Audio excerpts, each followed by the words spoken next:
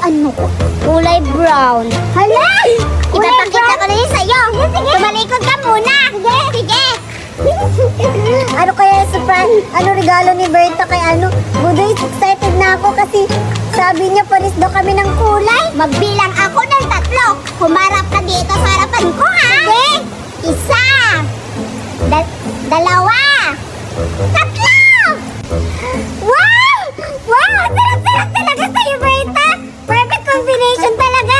May cake at saka may cupcake! Oo! Kasi, masarap to! Parang parehas tayo in-order! Saan ba in-order? Kami lang nagawa nito!